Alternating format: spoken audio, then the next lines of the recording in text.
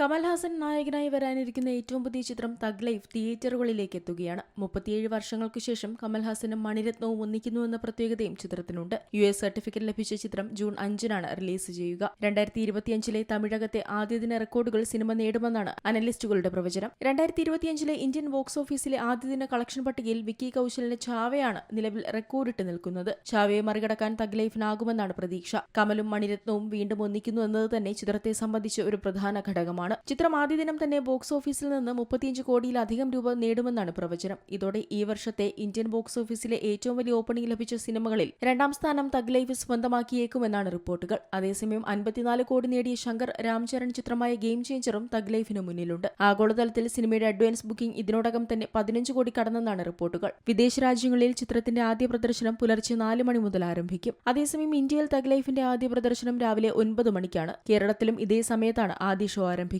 165 മിനിറ്റാണ് ചിത്രത്തിന്റെ ആകെ ദൈർഘ്യം. സിലംബരശൻ, ജോജു ജോർജ്, തൃഷ, അഭിരാമി, ഐശ്വര്യലക്ഷ്മി, നാസർ, അശോക് സെൽവൻ, അലി ഫസൽ, പങ്കജ് ത്രിപാഠി, ജിഷു സെൻഗുപ്ത, സാന്യ മൽഹോത്ര, രോഹിത് ഷറഫ്, വയ്യാപുരി തുടങ്ങിയവരാണ് ചിത്രത്തിലെ മറ്റു കേന്ദ്ര കഥാപാത്രങ്ങളെ അവതരിപ്പിച്ചിരിക്കുന്നത്. അതോടൊപ്പം തന്നെ ചിത്രത്തിന്റെ OTT റൈറ്റ്സ് നെറ്റ്ഫ്ലിക്സ് സ്വന്തമാക്കിയിരുന്നുവെന്ന റിപ്പോർട്ടുകളും പുറത്തുവന്നിരുന്നു. രാജ്കമൽ ഫിലിംസിന്റെ ബാനറിൽ നിർമ്മിച്ച് തിയേറ്ററുകളിൽ ബ്ലോക്ക് ബസ്റ്റർ വിജയം നേടിയ അമരന്റെ വിജയകരമായ കേരള വിതരണ പങ്കാളിത്തത്തിനു ശേഷം ഗോകുല മൂവീസാണ് തഗ് ലൈഫ് കേരളത്തിലെത്തിക്കുന്നത്. ഡ്രീം ബിഗ് ഫിലിംസ് ആണ് തഗ് ലൈഫിന്റെ കേരള ഡിസ്ട്രിബ്യൂഷൻ പാർട്ണർ. തഗ് ലൈഫിന്റെ കേരള പ്രൊമോഷന്റെ ഭാഗമായി ചിത്രത്തിലെ താരങ്ങളും അണിയറ പ്രവർത്തകരും പ്രീ റിലീസ് ഇവന്റുകൾ സംഘടിപ്പിച്ചിരുന്നു. മണിരത്നത്തിനൊപ്പം പതിവ് സഹപ്രവർത്തകരായ സംഗീത സംവിധായകൻ AR റഹ്മാനും എഡിറ്റർ ശ്രീകുമാർ പ്രസാദും ഈ ചിത്രത്തിലും ഒരുമിക്കുന്നുണ്ട്. നേരത്തെ മണിരത്നത്തിന്റെ കന്നത്തിൽ മുത്തമിട്ടാൽ, ആയുധെഴുത്ത് എന്നീ ചിത്രങ്ങളിൽ പ്രവർത്തിച്ചിരുന്ന ഛായാഗ്രാഹകൻ രബി K ചന്ദ്രനാണ് തഗ് ലൈഫിന്റെ ക്യാമറ കൈകാര്യം ചെയ്യുന്നത്. വിക്രമിന് വേണ്ടി കമലുമായി സഹകരിച്ച അൻപറിവ് മാസ്റ്റേഴ്സാണ് ആക്ഷൻ കൊറിയോഗ്രാഫി ചെയ്യുന്നത്. Entertainment desk, Zee Malayalam news.